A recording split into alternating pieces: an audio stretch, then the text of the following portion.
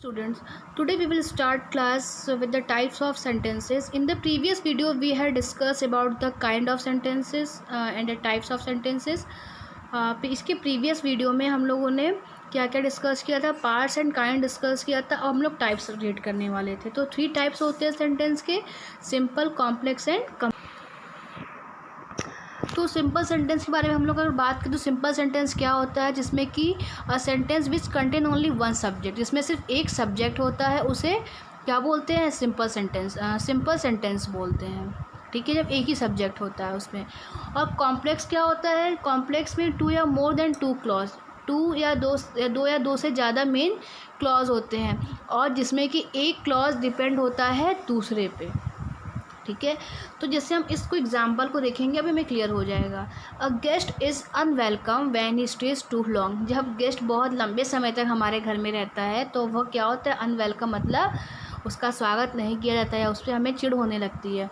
Next है, there was one philosopher who choose to live in a there was a one philosopher who choose to live in a tub, एक philosopher था जो कि choose किया गया tub में रहने के लिए। मतलब यहाँ पे देखिए, यहाँ पे वैन है, who, tell the news as you have heard, यहाँ पे as, everything comes if a man only works and wait, यहाँ पे इफ़ है, they serve God well who serve his creature, who and because. तो आप देख रहे हैं कि यहाँ पे जो when, who, as, if, who और बिकॉज है, ये जो सेंटेंस है, 2 सेंटेंस को आपस में जोड़ रहे हैं, ठीक है। यहाँ पे 2 या 2 से अधिक या 1 से अधिक क्लॉज दिखाई दे रहे हैं, 1 से अधिक है, तो यहाँ पे क्या होता है, यहाँ पे ही होता है आपका कॉम्प्लेक्स सेंटेंस। मतलब कि जब हम यहाँ पे देखिए 2 क्लॉज है ना, एक ये हो गया, एक ये हो गया, और इनको जोड़ने वाला कौन है, वैन, ठीक है।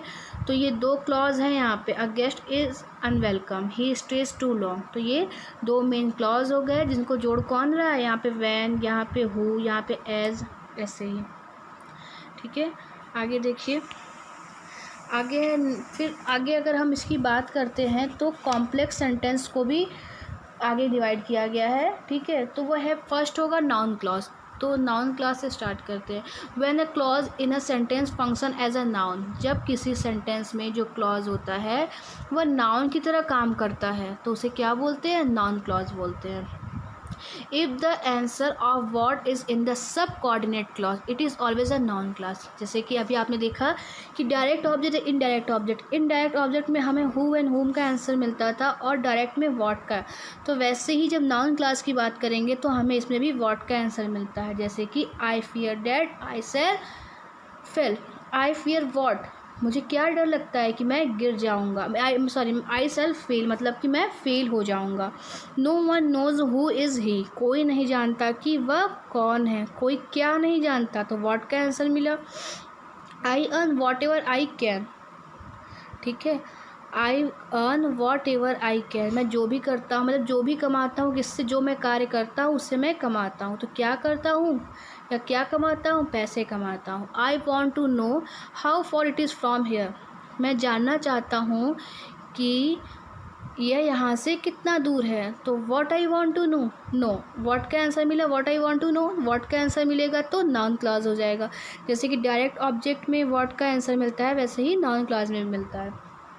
आगे देखते हैं, बी है एडजेक्टिव क्लॉज, ये देखते हैं कि क्या होता है।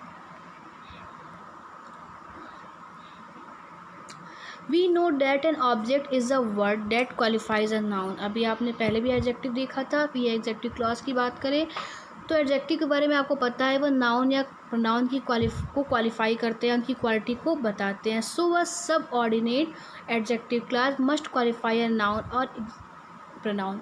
इसी तरह यहाँ पे हम देखेंगे कि एग्जाम्पल देखते हैं, he is the man whom we all respect, वह वही आदमी है जिसकी हम सभी रिस्पेक्ट करते हैं, ठीक है। तो सब्जेक्ट के बारे में देखिए, क्वालिटी बता रहा है कि ही इज़ द मैन, वह वही आदमी है जिसकी हम रिस्पेक्ट करते हैं, तो रिस्पेक्ट भी आपका एडजेक्टिव में आ जाता है। This is the house that he build, यह वही घर है जो उसने बनाया था। We love those who love us, हम उसे प्यार करते हैं जो हमें प्यार करता है ना।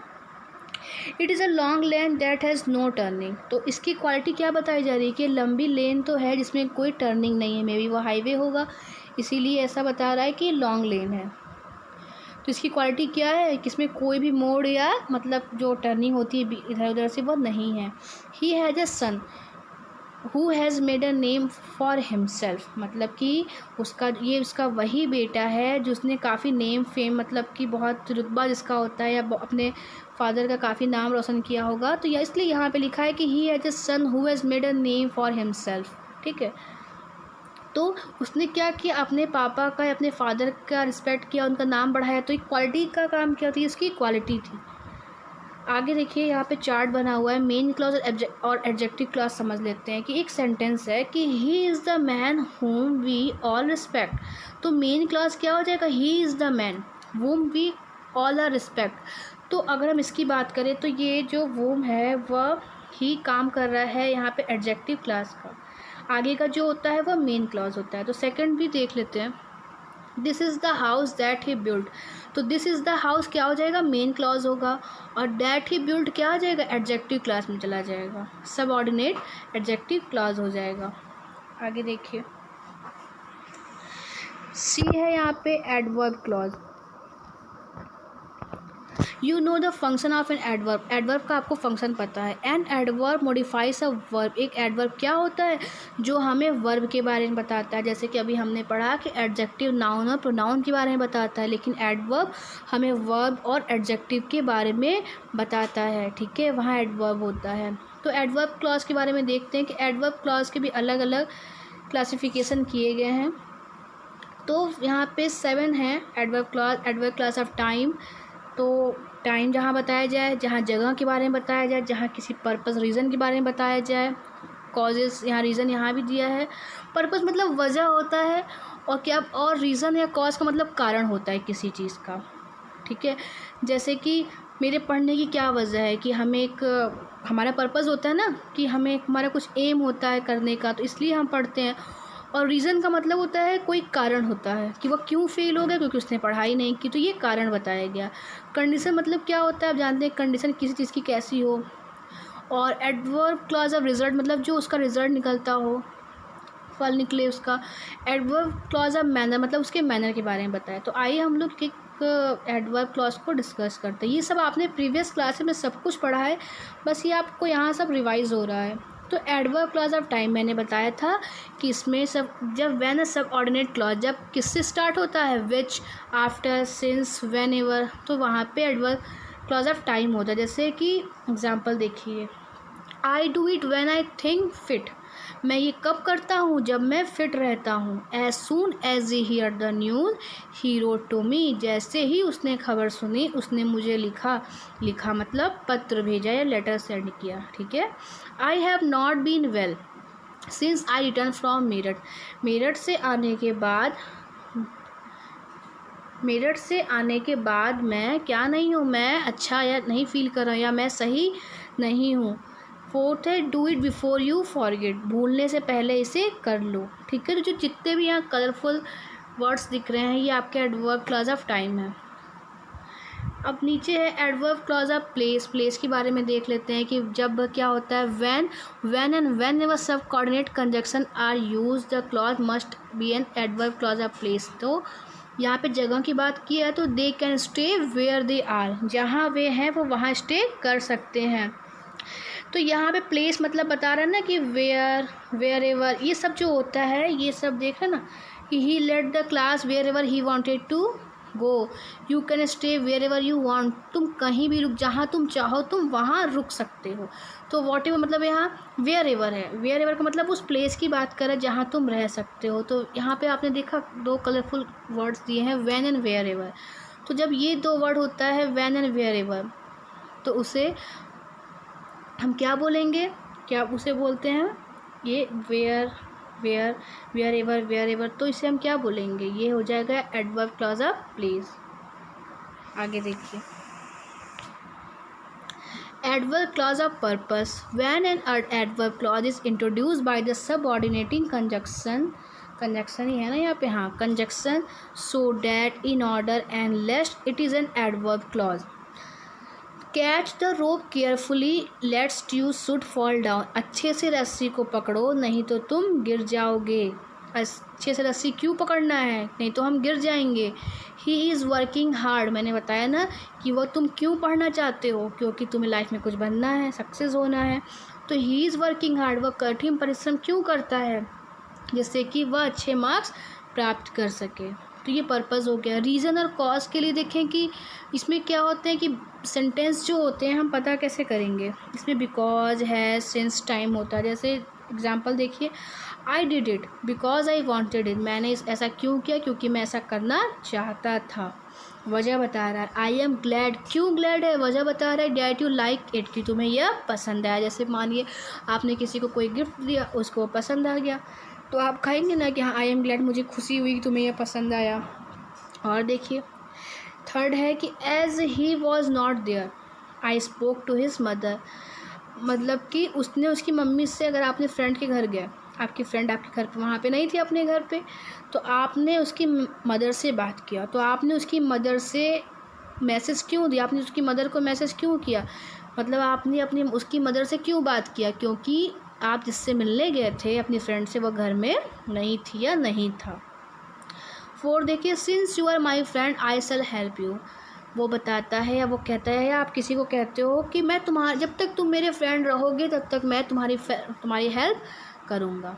Adverb clause of condition, condition क्या है, when, if, whether and unless are used, क्या यूज़ होता है, इफ़, अनलेस, वेदर यूज़ होता है, तो वहाँ कंडीशन होता है।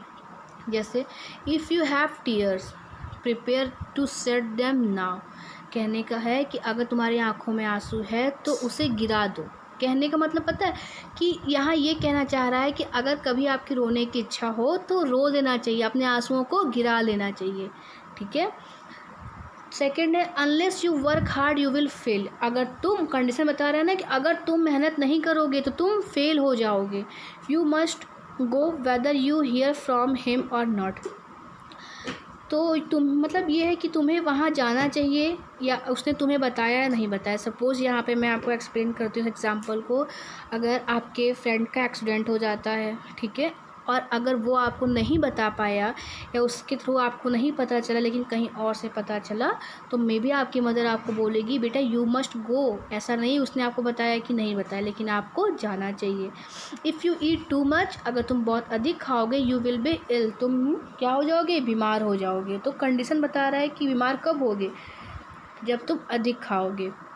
फिर है रिज़ल्ट, हम रिज़ल्ट के बारे में बात करें तो इसकी पहचान कैसे करेंगे, इसमें सो डैट या सच डैट होता है। तो एग्जांपल देखिए, he was so busy that he could not come, या वह बहुत बिजी था इसलिए वह नहीं आ सका। सेकेंड है I have such a beautiful pen that everyone wants to have it, मेरे पास सच में एक बहुत खूबसूरत पेन है जो सभी लोग चाहते हैं कि उनके पास हो। Very heavy rainfall fail that the river was in the flood, तो ये बता रहा है कि अगर बहुत अधिक बारिश होगी तो रिवर में बाढ़, मतलब नदी की पानी बढ़ जाएगा और बाढ़ आ जाएगा। तो इनकी पहचान है ये। एडवर्ब क्लॉज ऑफ कंपैरिजन, तो यहाँ पे कंपैरिजन के बारे में है, आइए आगे देखते हैं।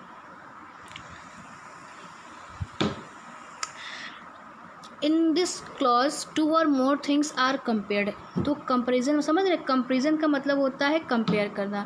जब दो या दो से अधिक चीज़ों की कंपेयर की जाती है आपस में तो वहाँ कंपेरिजन होता है। जैसे कि he is older than me, इसकी पहचान तो आप आसानी से कर सकते हैं, क्योंकि कॉम्परेट वो जो होता है ना कि डिग्री होती है, डिग्री में भी आपका होता है सुपरलेटिव कॉम्परेटिव डिग्री, तो ये डिग्री में भी होता है। कैन लगा है, कंपेयर कर रहा है, he is stupid as he is lazy, no one can run faster than him, तो ये इसकी पहचान होती है देन से या एज से। कंपेरिजन होता है दो व्यक्तियों का या दो सामानों का या दो किसी भी चीज़ों का या दो से अधिक चीज़ों का। फिर यह है adverb clause of supposition, supposition क्या होता है, when, though, although, even, if are use to join the sentence, जब सेंटेंस में इनका यूज़ होता है, दो सेंटेंस है दो से अधिक सेंटेंस को जोड़ने के लिए, या स्टार्टिंग में भी हो सकते हैं ये और लास्ट में भी हो सकते हैं, तो इसे बोलते हैं सपोजिशन। जैसे कि I shall be able to get in although I have no ticket, हाँ वो बोलता है कि मेरे पास टिकट तो नहीं है लेकिन फिर भी मैं वहाँ पहुँच जाऊँगा। Even if it rains I will come, ठीक है, मतलब कहता है कि अगर बारिश, यहाँ कहने का मतलब देखिए नॉट छिपा हुआ है कि अगर बारिश नहीं होगी तो मैं आ जाऊँगा। तो he is poor, he is honest, जबकि वह पुअर है लेकिन फिर भी वह ईमानदार है। नेक्स्ट है adverb clause of manner. Manner के बारे में बात करेंगे। In the clause the two sentence are joint with as और इट। एज से ही जुड़ा होता है, इनकी पहचान होती है कि बस एज होता है। As you sow so shall you reap, जैसा आप बोएंगे वैसा आप पाएंगे, बोलते हैं ना as you sow as you reap, जैसा आप बोएंगे वैसा आप काटेंगे। ठीक है, मतलब कि जैसे कर्म आप करेंगे, जो काम करेंगे उसका फल आपको मिलेगा। आप नहीं पढ़ेंगे तो आप फेल होंगे, तो आपका उसका रिजल्ट मिला। तो इसीलिए बोलते हैं as you sow as you reap. You may do as you like, तुम जो चाहो वो कर सकते हो। नेक्स्ट देखिए, सी है यहाँ पे कंपाउंड सेंटेंस। ठीक है, कंपाउंड सेंटेंस इस चैप्टर का लास्ट टॉपिक है। तो कंपाउंड सेंटेंस है अ सेंटेंस कंटेनिंग टू और मोर क्लॉज। एक ऐसा सेंटेंस जिसमें दो या दो से अधिक क्लॉज होते हैं और जिसमें एक जो होता है वो दूसरे पे डिपेंड होता है। ठीक है, उसे क्या बोलते हैं? कंपाउंड सेंटेंस बोलते हैं। तो आगे का सेंटेंस केयरफुली रीड करिए। I will go to school and read there, मैं स्कूल जाऊँगा और वहाँ पढ़ूँगा। आगे देखिए, in this above sentence there are two clause. यहाँ पे टू क्लॉज है। One is I will go to school, first है कि मैं स्कूल जाऊँगा जो कि मेन क्लॉज है, एंड अदर क्या है? एंड रीड देयर, और वहाँ पढ़ूँगा, ये क्या है? कोऑर्डिनेट है। मेन क्लॉज है, हेड क्लॉज भी बोल सकते हैं। Both the clauses have clear meaning, दोनों ही क्लॉज के पास क्या है? क्लियर मीनिंग है, दोनों की क्लियर मीनिंग निकल रही है। तो यहाँ पे देखिए और है कि मोस्टली यस, येट और but are conjunction use in this sentence. Compound sentence मतलब क्या होता है कि इसमें दो सेंटेंस आपस में जुड़े होते हैं, एक कंजक्शन जैसा ही समझ में आता है। जैसे I called him but he did not answer, अगर इसकी बात कर रही है कंजक्शन भी कर सकते हैं, क्योंकि कंजक्शन में भी क्या होता है? कनेक्टिंग वर्ड्स होते हैं, ऐसे वर्ड्स जो, ऐसा एक वर्ड जो दो ग्रुप ऑफ वर्ड्स को जोड़ दे। मतलब कि एक ऐसा वर्ड जो, ये देखिए बट एक ऐसा वर्ड है जो दो सेंटेंस को आपस में जोड़ देता है, और दोनों ही सेंटेंस मीनिंगफुल और सेंसिबल होते हैं। अगर मैं बोलूँ कि आई कॉल्ड हिम, मैंने उसको पुकारा, तो ये भी एक मीनिंगफुल और सेंसिबल सेंटेंस है। और अगर ये लिखे कि ही डिड नॉट आंसर, उसने उत्तर नहीं दिया, उसने जवाब नहीं दिया, तो ये भी एक सेंसिबल और मीनिंगफुल है। लेकिन इन दोनों सेंटेंस को, ग्रुप ऑफ जो वर्ड्स है, इनको कौन जोड़ रहा है? बट जोड़ रहा है, तो एक कंजक्शन जैसा ही काम करता है, तो कंपाउंड सेंटेंस होता है ये। फिर है कि he threw the stone but it missed, उसने पत्थर फेंका बट मिस कर गया, मतलब उसने कहीं निशाना लगाया होगा और मिस कर गया। तो बेटा इन दो वीडियो जो थे इस चैप्टर के, we have discussed only explain, जो टॉपिक था आपका एक्सप्लेन हम लोगों ने उसका किया और डिस्कस किया पूरे टॉपिक को। In the next video, in the third video, we will discuss all the exercises of this chapter. Okay, तब तक आप इसको पढ़िए, रिवाइज करिए। Bye bye.